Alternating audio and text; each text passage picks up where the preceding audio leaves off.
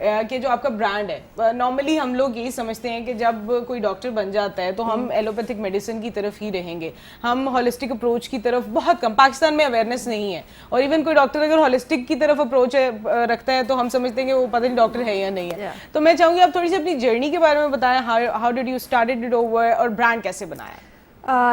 It started in around 2023 جب میں نے امریکہ سے international diploma of life style medicine جو ہے ان کی ایک سیشن اسٹارٹ ہوا. پاکستان میں پہلا ایک بیچ تھا وہ ہمارا تھا. پاکستان میں پہلے کبھی نہیں کسی نے یہ سرٹیفکیشن نہیں کی تھی. تھرو ڈاکٹر شگفتہ فیروز ہم نے یہ اسٹارٹ کیا. اس سے پہلے I was thinking about paeds medicine. میں انڈس ہاسپٹل میں کام کرتی تھی and I was very into paediatrics. Doctor Javeria کے ساتھ او ٹی میں, ایمرجنسی میں, ہر جگہ ہم لوگ ہوتے تھے. تو مجھے تھا میں نے پیڈس کرنا ہے, ایف سی پی ایس کی تیاری بھی تھی. پر جب آپ نے بکس دیکھی اور باہر کی ریسرچز دیکھی کہ یہاں پہ تو دنیا ہی اور ہے, ہم لوگ شاید بہت پیچھے کا سوچ رہے ہیں, اور یہ 2024 میں ڈیولپ ہوئی ایک new super speciality of allopathic medicine America میں چھا رہی ہے. وائی؟ بیکاز ان کی کانگریس میں بھی انہوں نے پیپرز پریزنٹ کیے ہیں کہ وہ سک کیئر پہ چل رہے ہیں. سک کیئر کا مطلب ہے کہ ملینز آف ڈالرز آپ انویسٹ کر رہے ہیں ایک انڈسٹری میں جس میں بیمار سے بیمار ہوتا جا رہا ہے اور ٹھیک نہیں ہو رہا. یعنی اوورال ہیلتھ پہ نہیں انویسٹ ہو رہا, صرف بیماری پہ انویسٹ ہے. See there are two things. آپ بھی ڈاکٹر ہیں ماشاء اللہ, so you would understand there two things. ایک ہوتا ہے ویلنس, ٹھیک ہے, ویلنس الگ ہے, اور ایک ہوتا ہے کہ سمپٹومیٹک ٹریٹمنٹ, کہ آپ کو شوگر ہے, آپ کا بلڈ میں شوگر کے لیولز ہیں, وہ آپ کوئی دوائی کھا کے اس کو اپ اینڈ ڈاؤن کر لیں, لیکن شوگر ختم ہونا That's totally different. That's totally different. But what we have in our society is we need to have a pill for every ill. بیمار میں گولی کھانی ضروری ہے. بڑا اہم جملہ ہے ویسے. Yeah, pill for every ill نا. ہم اس کو دیکھتے نہیں ہیں کہ لائک اگر ہم قرآن سے دیکھیں تو یا احادیث سے دیکھیں, بنی اسرائیل کے اندر جو ہے شفا کا ذکر ہے. امام صادق سے بہار الانوار میں منقول ہے کہ اللہ تعالیٰ نے ہر مرض کی شفا پیدا کی ہے. So why don't we find it?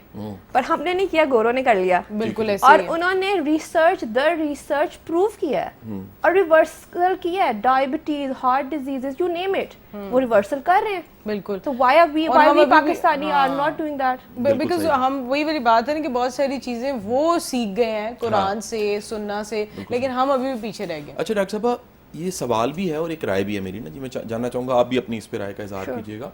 ہمارے ہاں بڑی چیزیں جس کو لوگ نہیں جانتے وہ جانے بغیر انکار کر دیتے ہیں, ڈینائل پہ چلے جاتے ہیں, بجائے اس پہ کہ تھوڑی سی محنت کی جائے. مجھے یاد ہے آج سے تقریباً کو 20-22 سال پہلے میرے استاد ہیں ڈاکٹر ارشد جاوید صاحب, تو ہم سائیکالوجی, ہیپنوسس, ہیپنوٹکس, تھراپی جو ساری ہوتی ہے اس کے ذریعے ہم ان سے مختلف چیزیں سیکھتے تھے. تو میں نے دیکھا بڑی دنیا کو جب ہم بتاتے تھے نا کہ ہیپنو تھراپی ہم نے سیکھی ہے, وہ ذریعے ہوتی نہیں ہے, ایویڈنس تو ہو ہی نہیں سکتا, مجھے تو کوئی نہیں کر سکتا.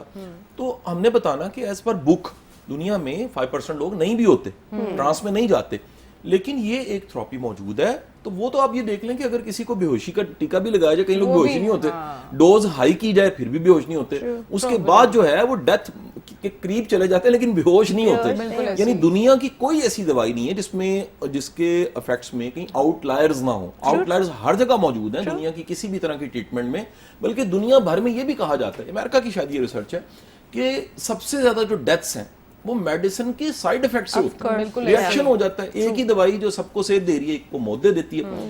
میں یہ جاننا چاہوں گا, یہ لا علمی اور علم حاصل کیے بغیر یہ ڈینائل کی سٹیٹ, یہ کیا ہمارے ہاں ہے یا آپ نے باہر بھی دنیا میں ہمارا انٹریکشن ہوتا ہے, میں ٹریول کرنے کی وجہ سے, آپ پڑھنے کی وجہ سے, کام کرنے کی وجہ سے, ڈاکٹر صاحبہ کا ماشاءاللہ بڑا ایکسپوجر ہے, یہ ڈینائل ہم میں ہے یا دنیا بھر میں ہے؟ Very nice question. اور ہپنوسس کی جو آپ نے بات کی, اٹس این امیزنگ تھراپی اور اس کے بہت فائدے ہیں.